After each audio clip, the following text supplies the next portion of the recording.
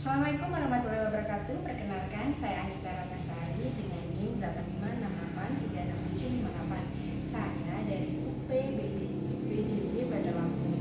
Dalam kesempatan ini saya akan membuat video praktikum IPA di SD dengan tema struktur sistem perencanaan dengan tujuan dapat mengerutkan bagian dari sistem pencernaan.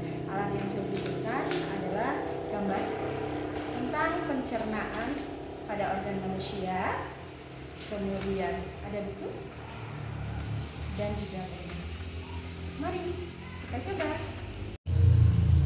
Dalam proses pencernaan pada manusia, yang pertama yang kita akan lihat yaitu adalah mulut.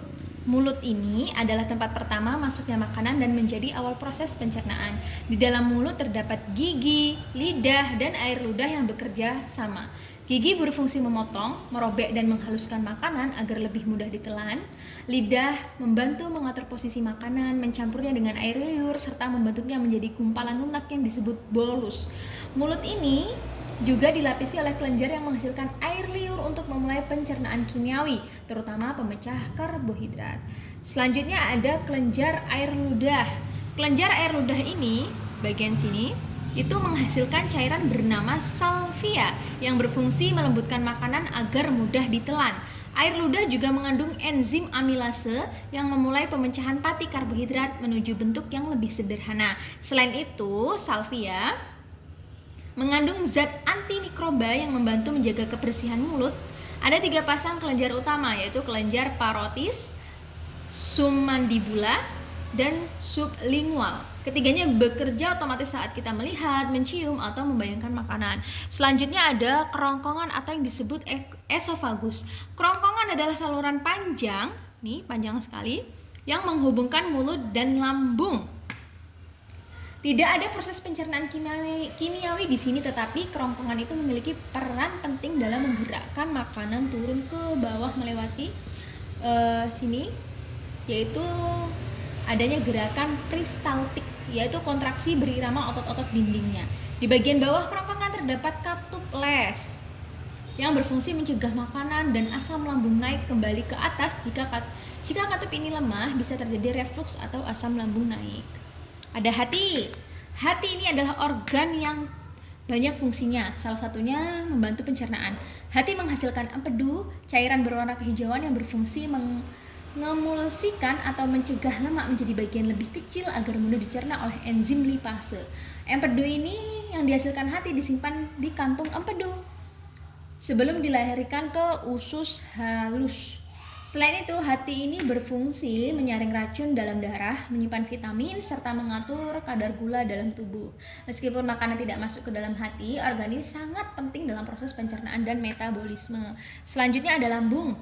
Lambung ini adalah kantong berotot yang menerima makanan dari kerongkongan.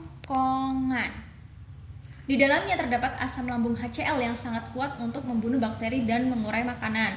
Lambung juga mengeluarkan enzim pepsin yang mencegah protein menjadi potongan-potongan kecil. Selain itu, otot-otot lambung akan bergerak mengaduk makanan agar tercampur dengan cairan pencernaan sehingga berubah menjadi bubur bernama chyme. Lambung juga menghasilkan lendir pelindung yang menjaga dindingnya supaya tidak terluka oleh asam. Selanjutnya ada usus halus ini, yang di bagian sini nih namanya usus halus. Usus halus adalah tempat terpenting untuk mencerna dan menyerap nutrisi. Bagian pertama, duodenum, menerima empedu dari hati dan enzim dari pankreas untuk menyelesaikan pemecahan karbohidrat, protein, dan lemak.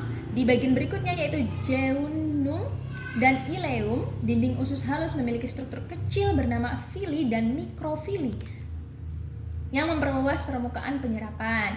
Disinilah tubuh mulai menyerap glukosa, asam amino, lemak, vitamin, dan mineral untuk disalurkan ke darah. Hampir semua zat gizi yang kita butuhkan diserap oleh usus halus.